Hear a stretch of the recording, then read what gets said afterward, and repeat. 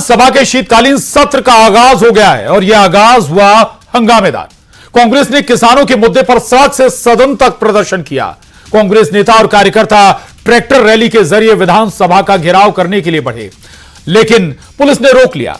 इस दौरान कांग्रेस और पुलिस के बीच झड़प देखने को भी मिली।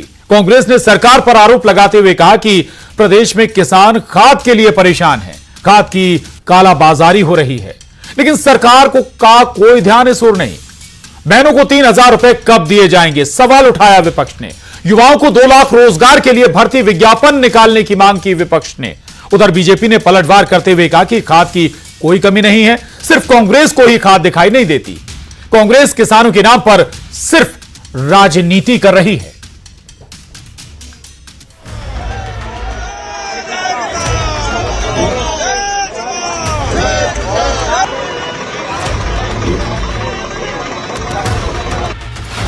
मुद्दा बना किसान, कांग्रेस का बड़ा प्रदर्शन।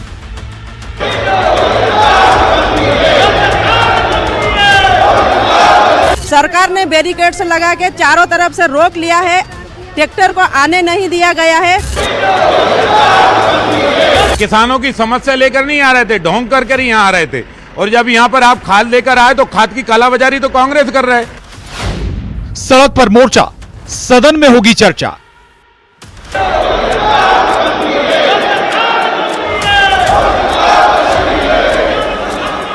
आज उसको खाद चाहिए, आपने खाद की क्या व्यवस्था करी बताएं। चर्चाएं तो होती रहेगी विधानसभा में, लेकिन किसान को तत्काल खाद की व्यवस्था होना चाहिए। किसान कोई परेशान नहीं है, खाद की कोई कमी नहीं है मध्य प्रदेश में। ये सिर्फ कांग्रेस का नौटंकी है। पूरा देश देख रहा है कि मध्य प्रदेश घोटाला प्रदेश बन गया है।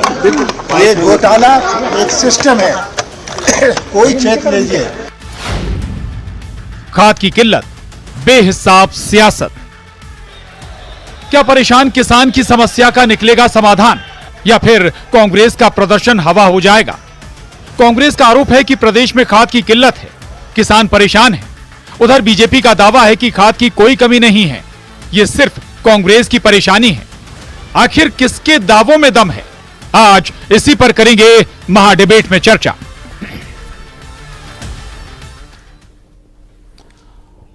तो किसान और अन्य मुद्दों को लेकर कांग्रेस के दावों में आखिर कितना दम है और बीजेपी के दावे आखिर क्या कहते हैं, आज इसी पर करेंगे महाडिबेट में चर्चा। लेकिन पहले नजर डाल लेते हैं आज के महाडिबेट के सवालों पर।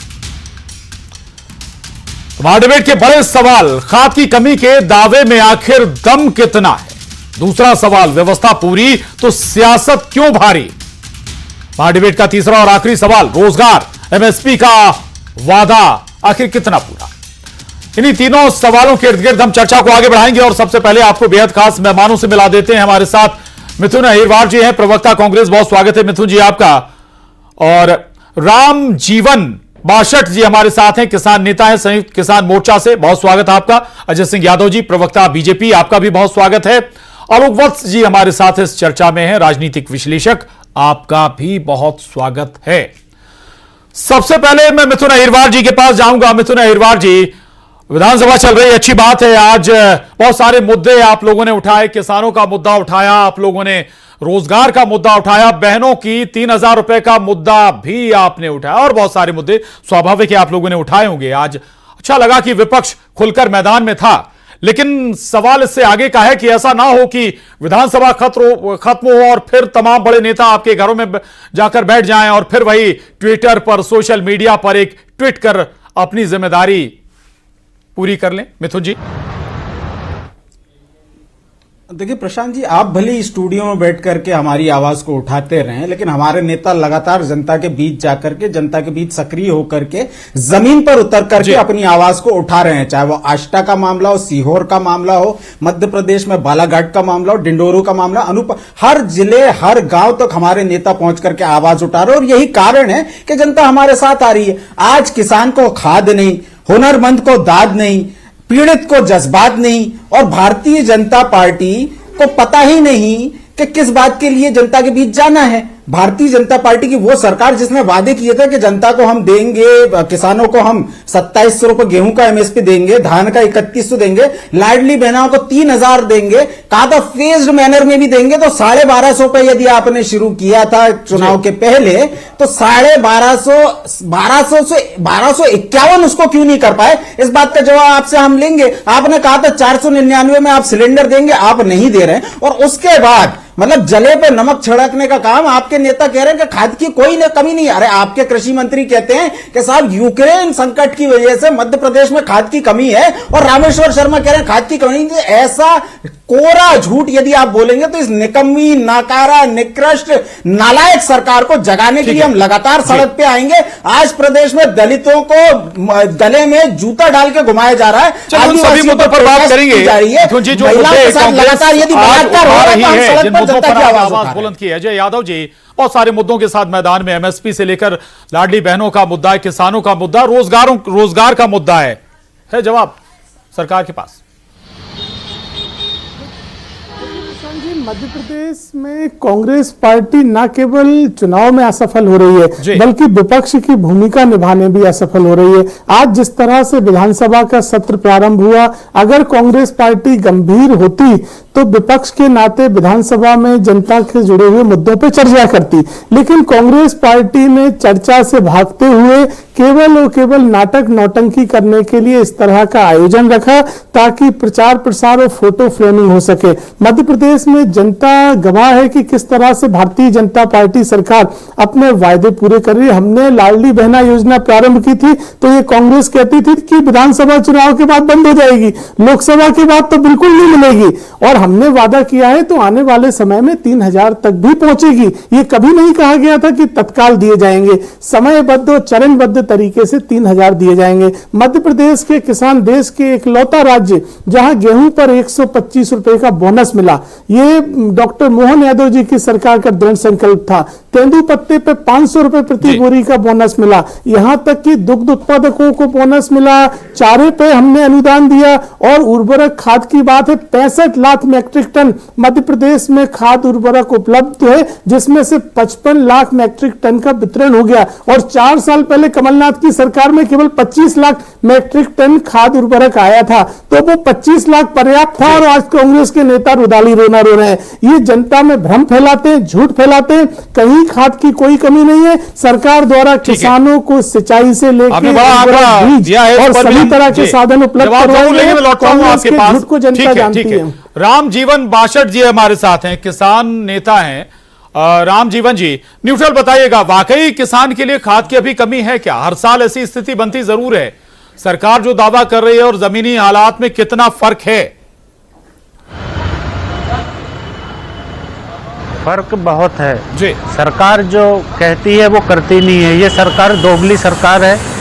इन्होंने एमएसपी का जो वादा किया था कि 2700 में गेहूं और 3100 में धान खरीदेंगे, ये बीजेपी के प्रवक्ता बैठे हैं, इनसे पूछिए जरा क्या आज इनकी सरकार किसानों का गेहूं 2700 और धान 3100 में खरीद रही है। दूसरा, एमएसपी का जो मुद्दा है उसमें अभी सोयाबीन की खरीदी चल रही है, जिसमें इन्होंने बहुत कम समय के लिए पंजीयन खोला, और बहुत कम किसान, उस समय बारिश हो रही थी तो बहुत से किसान अपना पंजीयन भी नहीं करा पाए, वो अपनी फसल की सुरक्षा में लगे थे जी। हमने दोबारा सरकार से मांग की थी आंदोलन ज्ञापन के माध्यम से, लेकिन सरकार में हमारी कोई सुनवाई नहीं। एक तरफ ये लोकसभा और विधानसभा में कहते हैं कि एमएसपी था है और रहेगा, तो ये कौन के लिए है और कौन के लिए रहेगा? किसानों का जब इसको लाभ नहीं मिल रहा है तो ये किन के लिए एमएसपी चला रहे हैं? क्या सिर्फ कागजों में एमएसपी चला रहे हैं? ठीक है, चलिए इस पर लौटूंगा, ये सवाल भी मैं बीजेपी के पास लेकर जाऊंगा, लेकिन उससे पहले आलोक वत्स जी, जो बात अजय यादव जी कह रहे थे कि भाई आपको सदन में चर्चा करनी चाहिए थी, विधानसभा में चर्चा करनी चाहिए थी बजाय नारेबाजी के, वाकई क्या मुद्दे पीछे छूट गए? क्या आम जनता या जो महत्वपूर्ण विधेयक हैं सरकार या आम जनता से जुड़े हुए? प्रशांत जी जी, कुछ हद तक उनका कहना सही था कि ऑपोजिशन का काम होता है सदन में डिस्कशन करना, एक्सपोज करना, प्रपोज करना, एक्सपोज करना, डिपोज करना और फिर प्रपोज करना। तो उसके उलट ये लोग पहले दिन नारेबाजी पे उतर गए, और जैसा कि मैंने आपके क्लिप्स में देखा है, एक बहुत बड़ी संख्या नहीं थी, और उसमें किसान नजर आ रहे थे। जो ओरिजिनल किसान जिस वेशभूषा में रहते हैं वो उसमें ज्यादा देखने को नहीं मिल रहे थे। लेकिन जो किसान नेता ने कहा कि अगर इन्होंने एमएसपी पे वादा किया था 2700 और 2100 का, तो वो इनको अविलंब लागू करना चाहिए अगर ये आने वाले समय में अपने लिए किसी तरीके का प्रॉब्लम नहीं खड़ा होना देना चाहते हैं तो। और दूसरी कि इनको जो लाडली बहना का इन्होंने 3000 रुपए का वादा किया था उसको भी रेगुलर पेमेंट होना चाहिए, नहीं तो लोगों में भ्रम पैदा होगा। ये बड़ा बड़ी बात है। आपने कहा कि सारे जो वादे किए वो जरूर जमीन पर उतरने चाहिए। एक और छोटा कमेंट, रविंद्र दुबे जी भी हमारे साथ जुड़ गए हैं, वरिष्ठ पत्रकार। रविंद्र जी, वाकई ये मुद्दे हैं अभी जनता के बीच, इनमें चर्चा है क्या? आप उस बेल्ट से भी आते हैं जहां ऐसे मुद्दों की बड़ी चर्चा होती है। हाँ, किसानों के लिए समस्या तो है, खाद के लिए समस्या, सबसे ज्यादा संकट खाद का संकट है। देखिए, उन खरीदी का भी संकट है। जिस तरीके से समितियों में अनियमितताएं हो रही है, भ्रष्टाचार की जा रही है, जबलपुर में बड़े पैमाने पर कलेक्टर कार्रवाई कर रहे हैं, उन्होंने कई एफआईआर तक कराई है। इसका मतलब है कहीं ना कहीं कुछ गड़बड़ियां है जिसको सुधार करने की बहुत ज्यादा जरूरत है। अब जहां सवाल खाद का संकट, यदि आप उसे स्वीकार करेंगे तो खाद का संकट है, सारे मीडिया चैनल्स में, सारे लोगों में किसानों की चप्पल या कागज रखे हुए, पर्ची रखी हुई, तस्वीरें वायरल हुई, वीडियो वायरल हुए, रात भर लोग लाइन में लगे हुए हैं, सुबह किसान खाद कतार में खड़ा हुआ है। ये संकट है और इसके लिए आपने भी लगभग सीधा वैसे ही सवाल उठाया रविंद्र जी। इसी सवाल को मैं आगे लेके जाऊंगा। अजय यादव जी, राम जीवन जी भी एक सवाल उठा रहे हैं, दूसरा सवाल वरिष्ठ पत्रकार भी उठा रहे हैं, लगभग एक जैसी बात कि भाई किसान के सामने अभी भी परेशानी है दावों के बाद भी। देखिए प्रशांत जी, एक हमारे किसान नेता ने सोयाबीन की खरीदी से संबंधित विषय उठाया। मध्य प्रदेश में 510 सोयाबीन खरीदी केंद्रों के माध्यम से 1,64,808 मैट्रिक टन सोयाबीन सरकार द्वारा खरीदी गई और 810 करोड़ का भुगतान किसानों को किया गया। ये सरकारी आंकड़े हैं और तथ्य कभी झूठ नहीं बोलते हैं। तो ये कहना कि सरकार ने चिंता नहीं की, गलत है। 30 सालों बाद मध्य प्रदेश सरकार द्वारा सोयाबीन की सरकारी खरीदी प्रारंभ करी गई। दूसरी बात, जिस तरह से समर्थन मूल्य बढ़ाने की बात है, तो हमारी सरकार लगातार प्रयास कर रही है। हमने गेहूं पे जो बोनस दिया तो वो उसी दिशा में एक आगे बढ़ने की परंपरा है। और एमएसपी निर्धारण का एक मैकेनिज्म होता है, क्योंकि एमएसपी का सीधा अंतर वस्तुओं के और जो उत्पादनों के दाम है उनके ऊपर पड़ता है। आप पूरी बात सुन रहे होंगे रामजीवन जी, सवाल भाई आपको थोड़ा इंतजार भी करना पड़ेगा। ऐसा नहीं है कि सरकार कोई जादू की छड़ी घुमाए और एक दिन में सारा कुछ हो जाए काम। नहीं, किसान कितने दिन इंतजार करे ये मैं इनसे पूछना चाहता हूँ। मोदी जी जब देश के प्रधानमंत्री पद के दावेदार थे तब ये पूरे भारत में घूम घूम के इन्होंने किसानों से वादा किया था कि मैं प्रधानमंत्री बनते से ही पहली कलम से C2+50 के आधार पर लागत का 50% जोड़कर और किसानों को एमएसपी का मूल्य दूंगा, जो आज 11 साल बीतने के बाद भी किसानों को नहीं मिल रहा है। रही बात सोयाबीन की, तो उसके लिए हमने पूरे प्रदेश में जिला स्तर पर, प्रदेश स्तर पर बड़े बड़े आंदोलन किए। तब सरकार मजबूर हुई खरीदी करने के लिए और उसमें भी सरकार देखिए, सरकार को आपको याद तो दिलाना पड़ेगा, दबाव भी बनाना पड़ेगा। माँ भी बच्चे को दूध तब पिलाती है जब रोने लगता है बच्चा, ठीक है। मिथुन अहिरवार जी, अभी आप सुन रहे थे जो दावा कर रहे हैं जय यादव जी की भाई आपकी सरकार केवल 25 लाख टन खाद दे पाई थी, यूरिया दे पाई थी, हम 65 लाख टन हमारे पास है, 55 लाख वितरित हो चुका, फिर भी आपको खाद की कमी नजर आ रही है। देखिए, भारतीय जनता पार्टी की ओर से कोई अधिकृत व्यक्ति बात करेगा तो मुझे लगता है ज्यादा प्रमाणिक होगी, लेकिन भाजपा के जिन लोगों को नहीं पता उनको मैं बता दूं, यदि आपकी बातों में कोई सच्चाई होती तो भारतीय किसान संघ, जो कि आरएसएस का एक अंग है, उसने कहा है कि इस सरकार के खिलाफ हम आंदोलन करेंगे।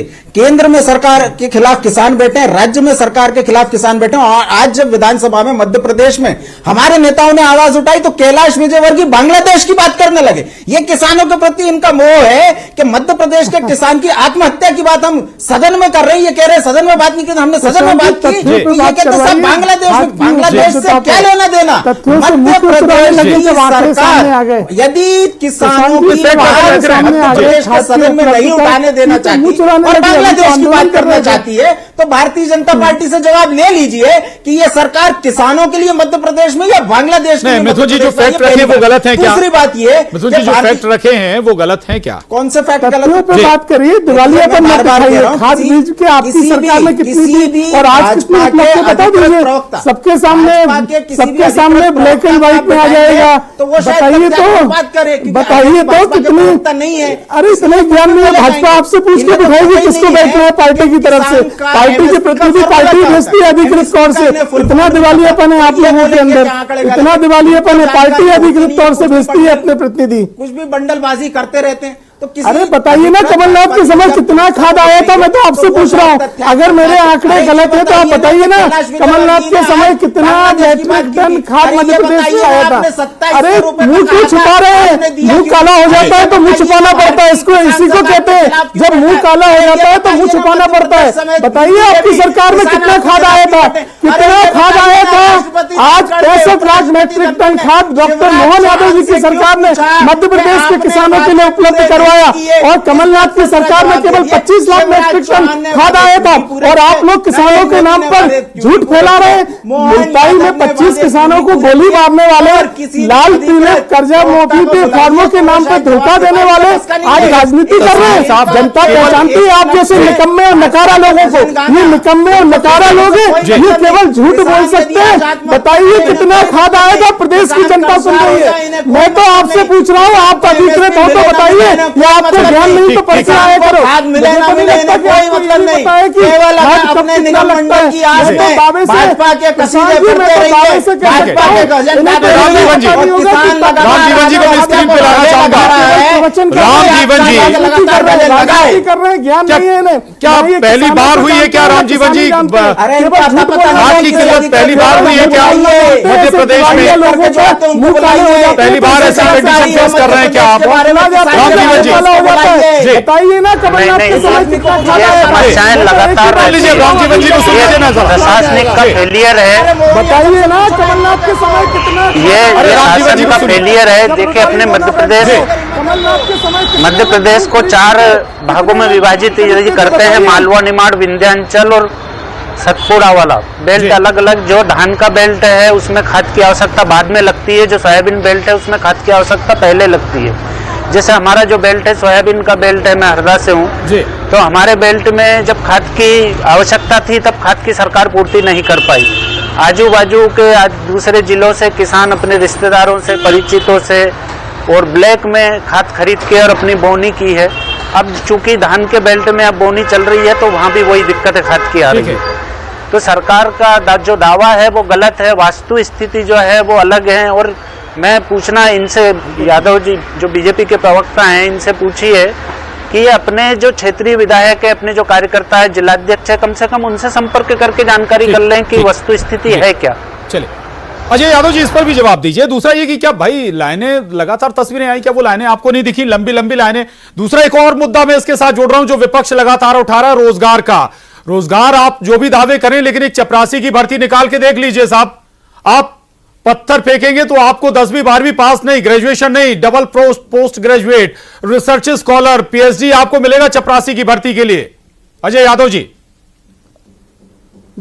देखिए प्रशांत जी, डॉक्टर मोहन यादव जी का दृढ़ संकल्प है। रीजनल इन्वेस्टर मीट के माध्यम से हमने 3 लाख करोड़ के करार किए और लगभग 3 लाख रोजगार सृजित किए और मध्य प्रदेश के सभी विभागों में लगभग 1 लाख भर्तियां होने जा रही हैं। तो ये दृढ़ संकल्प दिखाता है कि हम नौजवानों के लिए चिंतित हैं। कांग्रेस के नेता खाद बीज की बात करते हैं तो इस तथ्य से कैसे मुंह चुरा सकते हैं कि कमलनाथ की सरकार में कितना खाद था, ये आपको बताना पड़ेगा। आज आप 25 लाख मेट्रिक टन लाने वाले और आज 65 लाख मेट्रिक टन के झूठ बोले तो ये नहीं चलेगा। इन्हें पता ही नहीं है कि खाद बीज पूरा का पूरा एक साथ नहीं लगता है। शुरू में लगता है, फिर बाद में पहले पानी के बाद यूरिया लगता है, लेकिन इनका कुछ भी जानकारी नहीं है। मिथुन जी आप बात कर रहे हैं, मिथुन जी जब आपकी सरकार थी, कमलनाथ जी की सरकार थी, तब भी आप समिट कर रहे थे, थोड़ा सा वक्त तो देना होगा ना। नई सरकार आई है, साल भर में लगातार समिट शुरू हुए हैं, प्रशांत जी, मेरा मोदी सवाल है, थोड़ा मेरा दीजिए ना। सवाल है, कांग्रेस के अधिकृत प्रवक्ता मिथुन अग्रवाल से नतीजों का इंतजार करेगी कांग्रेस, नहीं करेगी। मैट्रिक टन खाद आया था,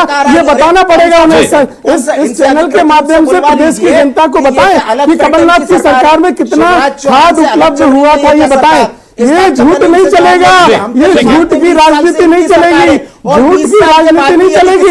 मैं स्पष्ट तौर पर पूछ रहा हूँ, या तो डेटा लेके आया करें, नहीं तो यहाँ कब्बाली करने के लिए ना बैठा करें। ये कब्बाली करने की जगह नहीं है। बताइए कमलनाथ की सरकार में कितना खाद मध्य प्रदेश में आया था, इस बात का हिसाब आपको देना पड़ेगा। इन्वेस्टर मीट में कितने रोजगार आए थे, दिग्विजय सिंह आलोक बाबू जी को भी हम तो आपकी 3 साल सरकार की बात कर रहे हैं। की किल्लत, साथ में रोजगार का भी एक मसला है। हालांकि सरकार के फ्रंट पर नजर आ रहा है कि प्रयास बहुत सारे किए जा रहे हैं, इन्वेस्टर समिट हो रही हैं, विदेशों से भी कंपनियों को बुलाने के प्रयास हो रहे हैं, थोड़ा वक्त देना चाहिए। देखिए प्रशांत जी, ये मध्य प्रदेश छवि खराब कर रहे हैं, ये जो बीजेपी, एक मिनट, अब आपका टर्न नहीं है, प्लीज सत्ता में नहीं आ सकते, प्लीज आपका टर्न नहीं है, जी को सुनिएगा, आपका टर्न नहीं है, प्लीज शांत हो जाइए। जो इन्होंने कहा बीजेपी के प्रवक्ता ने कि हमने 65 टन खाद का इंतजाम किया है, हो सकता है इनकी बात सही हो, लेकिन जो किसान नेता और वरिष्ठ पत्रकार के बातों से लगता है कि अभी भी वहां पर और भी खाद चाहिए, वहां किसानों को भरपूर खाद नहीं मिल रहा है, तो इसके लिए इनको उस क्वांटिटी को भी बढ़ाना पड़ेगा। चूंकि एक किसान नेता और एक वरिष्ठ पत्रकार ने पूरी साफगोई से कहा है कि अभी भी किल्लत है। और दूसरी बात, जो रोजगार का मुद्दा है, तो इसमें मैं कहूंगा कि अभी नई नई सरकार आई है, उसके प्रयास हैं कि रोजगार को बढ़ावा दिया जाए। इन्वेस्टर मीट हो रहा है, वहां पर फ्लो आ रहा है फंड का। रविंद्र दुबे जी के पास जाऊंगा। रविंद्र दुबे जी, बहुत महत्वपूर्ण मसले हैं, दोनों मसले महत्वपूर्ण हैं। लाडली बहना का छोड़ दीजिए, लेकिन रोजगार वाकई इंपॉर्टेंट है, रोजगार पर क्या बात नहीं होनी चाहिए। दूसरा, ये प्रयास हो रहे हैं तो फिर उनका आपको समर्थन भी करना चाहिए। विपक्ष की जिम्मेदारी क्या केवल विरोध करना है? विपक्ष का काम भी सकारात्मक बातों की पहल जो सरकार कर रही है उसकी ओर भी देखना है, और ये देखना है जो वाच अपन कहते हैं ना, निगाह रखना चाहिए। सरकार का फेल्यूर हो तब उंगली उठाइए। देखिए, कांग्रेस को ये आंकड़े भी बताना चाहिए था कि पुराने इन्वेस्टर मीट हुई, उनका क्या हासिल हुआ, कितने रोजगार आया। उमा भारती ने किया, बाबूलाल गौर ने किया, शिवराज जी ने लगातार 15 साल इन्वेस्टर मीट की, और विदेशों में भी इन्वेस्टर मीट की। उसका असर मध्य प्रदेश के रोजगार पर, इंडस्ट्री पर क्या असर पड़ा, ये आंकड़े भी सामने सार्वजनिक होना चाहिए। कांग्रेस को अपनी तैयारी कर बात करना चाहिए। कांग्रेस हमेशा बहुत संक्षिप्त में ऐसे सोशल मीडिया। गांधीवन जी, जल्दी एक छोटा कमेंट आपका, थोड़ा इंतजार अभी जी। सरकार को देंगे थोड़ा और वक्त व्यवस्थाओं के लिए। सरकार के पास जी सरकार के पास सारे आंकड़े हैं।